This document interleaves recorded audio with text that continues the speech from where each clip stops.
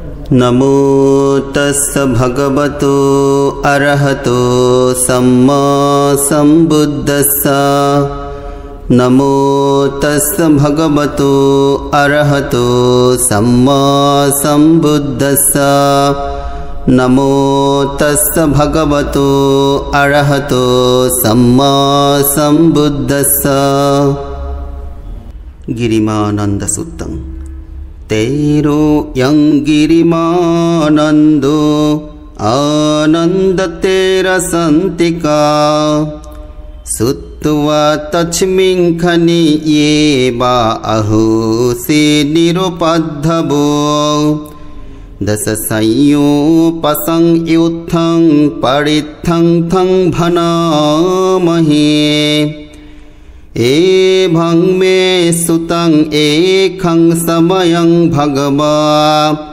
साबद्ध्यं विहरति जेतवने अनाथपिण्डिकस्य आरामे। तेन कोपनसमयेन आयच्म गिरिमानन्दो आबादिको होति दुःखितो बल्हगिलानो अतको आयच्म आनन्दो येन भगवतेनुपसंकमे। उपसंकमित्वा भगवन्तं अभिवादित्वा एकमन्तं निषेधे। एकमन्तं निषिन्नो को आयच्म आनन्दो भगवन्तं एतदवोच। आयच्म भन्ते गिरिमानन्दो आबादिको दुःखितो बल्हगिलानो साधु भन्ते भगवायेन यच्म गिरिमानन्दो तेनुपसंखमतो अनुकंपं उपाधायाति। सचेको त्वं आनन्द गिरिमानन्दस्य भिक्खुनो उपसंकमित्वा दशसंज्ञा भाष्यासीठानं कोपनेतं विज्झति। यं गिरिमानन्दस्य भिक्खुनो दशसंज्ञा सुत्वा सु आबादुठानसो पटिपस्संवेया। कतमो दश अनिच्चसंज्ञा अनत्तसंज्ञा अशुभसंज्ञा आदि नवसंज्ञा पहानसंज्ञा विरागसंज्ञा निरोधसंज्ञा सब्बलोके अनविरतिसंज्ञा सब्बसंखारेषु अनिच्छसंज्ञा आनापानसतीति। कतमाचानन्द अनिच्छसंज्ञा। इदानन्द भिक्खु अरण्यगतो वा रुक्कमूलगतो वा शून्यागारगतो वा इति पटिसंचिक्खति। रूपं अनिच्छं वेदना अनिच्छा संज्ञा अनिच्छा संखार अनिच्छा विज्ञानं अनिच्छन्ति। इति इमेषु पञ्चोपादानखण्डेषु अनिच्छानुपस्सी विहरति। अयं बुच्छतानन्द अनिच्छसंज्ञा। कतमाचानन्द अनत्तसंज्ञा। इदानन्द भिक्खु अरण्यगतो वा रुक्कमूलगतो वा शून्यागारगतो वा इति पटिसंचिक्खति।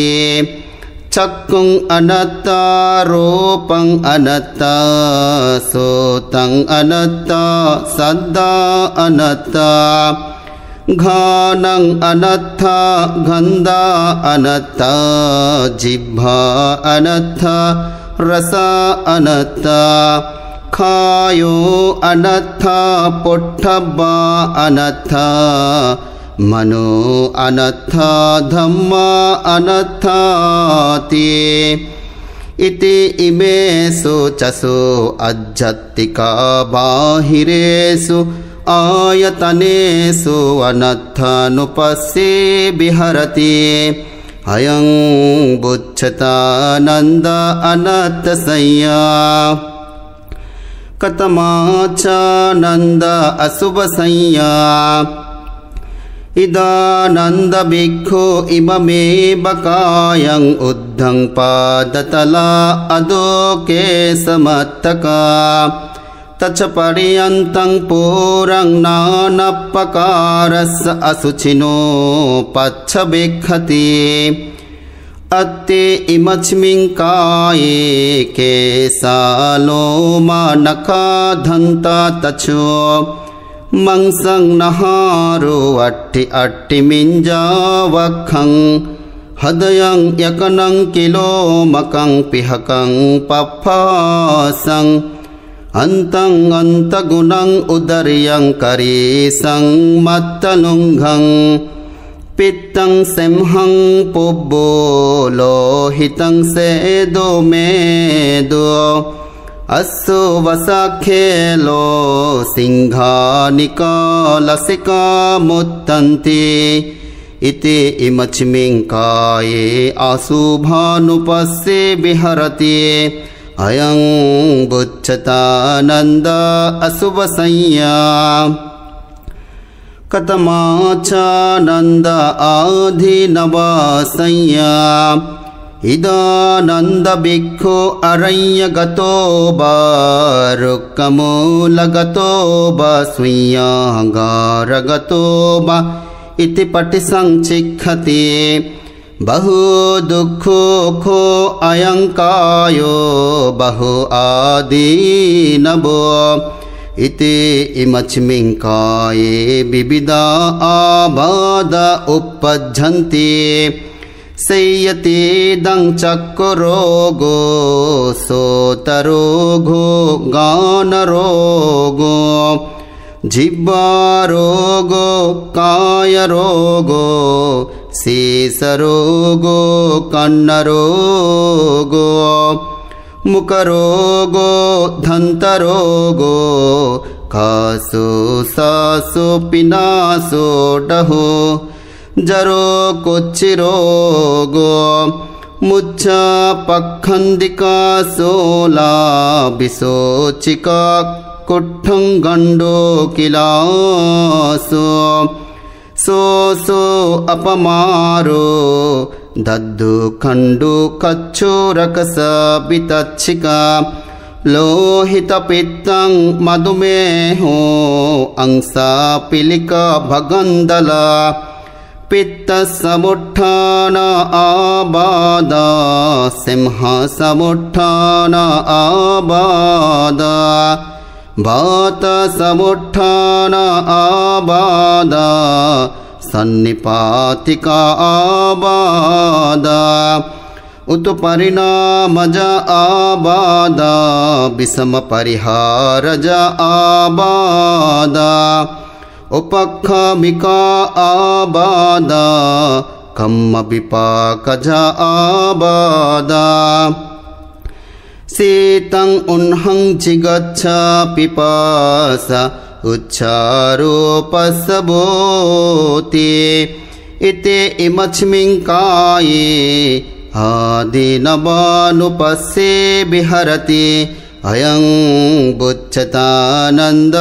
आदिनवासंज्ञा कतमाचानन्द पहानसंज्ञा इदानन्द भिक्खो uppannं कामवितक्खं नादिभासेति पजहति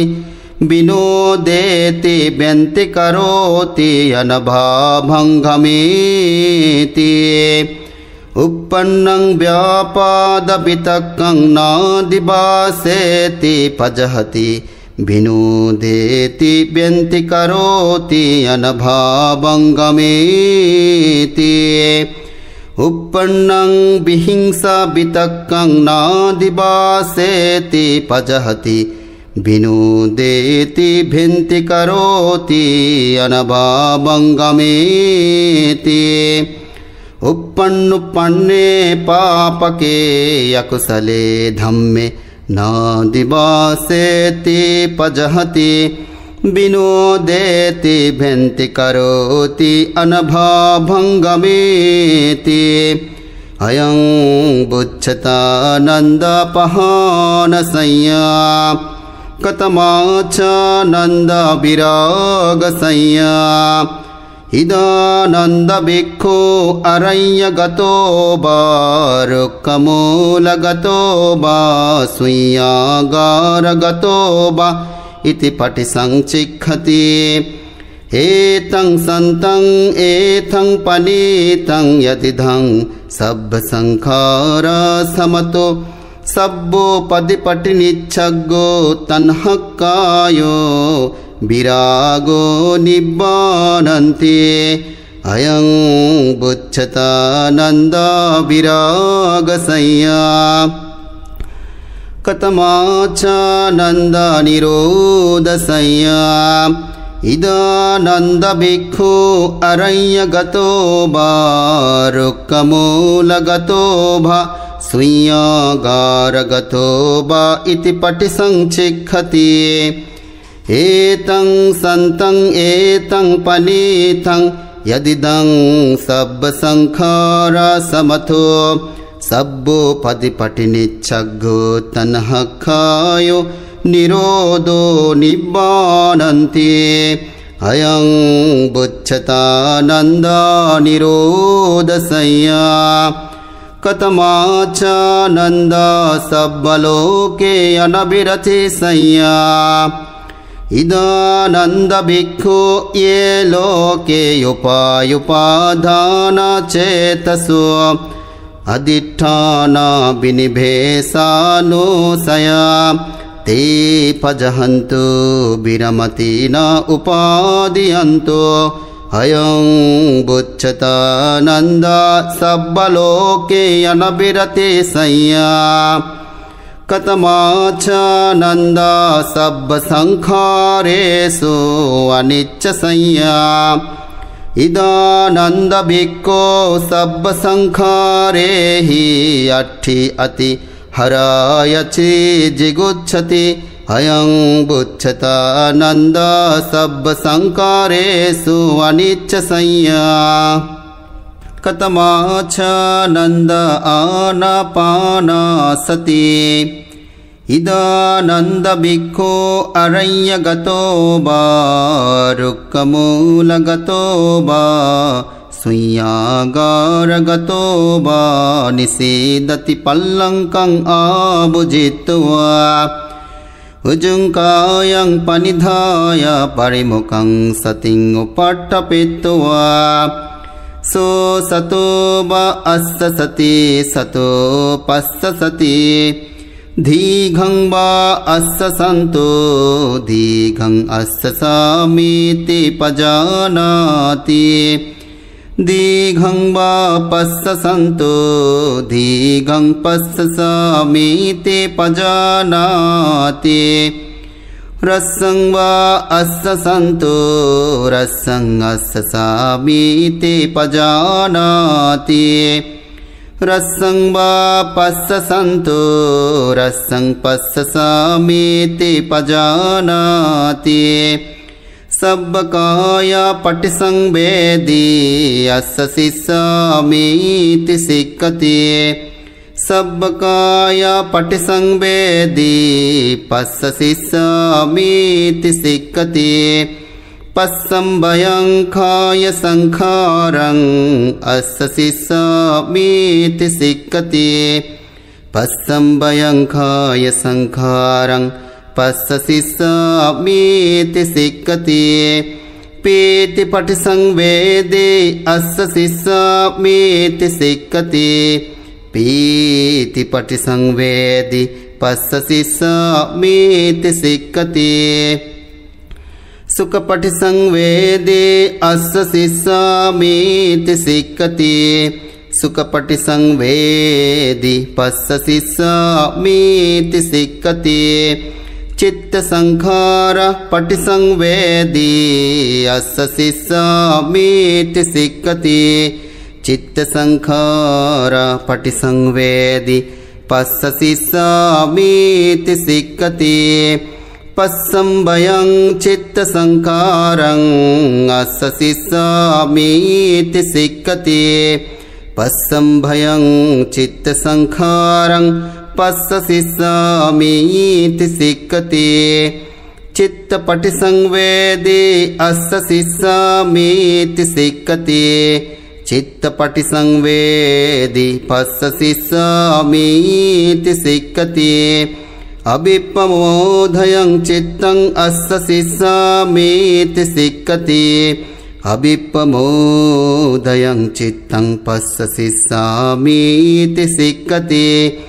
समादहं चित्तं अस्य शिष्यामीति सिक्खति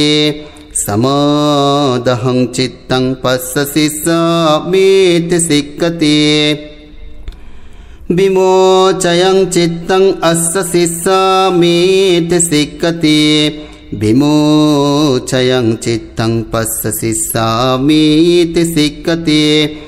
अनिच्छानुपस्सी अस्य शिष्यामीति सिक्खति अनिच्छानुपस्सी पस्य शिष्यामीति सिक्खति विरागानुपस्सी अस्य शिष्यामीति सिक्खति विरागानुपस्सी पस्य शिष्यामीति सिक्खति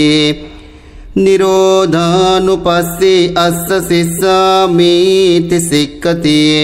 निरोधानुपस्सी पस्य शिष्यामीति सिक्खति पटिनिच्छघ्घानुपस्सी अस्य शिष्यामीति सिक्खति पटिनिच्छघ्घानुपस्सी पस्य शिष्यामीति सिक्खति अयं बुच्छतानन्द आनापानसति सचेको तुवं आनंद गिरिमानन्दस्य भिक्षुनोपसंकमित्वा इमा दशसंज्ञा वासयासीठानङ्कोपनेतं विज्जति यं गिरिमानन्दस्य भिक्षुनो इमा दशसंज्ञा सुत्वासो आबादोठानसो पटिपस्संवेयाति अतको आयच्म आनन्दो भगवतो सन्तिके इमा दशसंज्ञा उग्गहित्वा येन यच्मा गिरिमानन्दो तेनुपसंकमे उपसंकमित्वा आयच्मतो गिरिमानन्दस्य इमा दशसंज्ञा अबासी अतको आयच्मतो गिरिमानन्दस्य इमा दशसंज्ञा सुत्वासो आबादो टानसो पटिपस्संबे बुट्टाहि च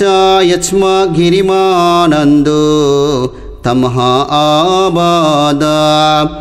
ततापहीनो च पनयच्मतो गिरिमानन्दस्सो आबादा अहोसीति एतेन सच्छवज्जेन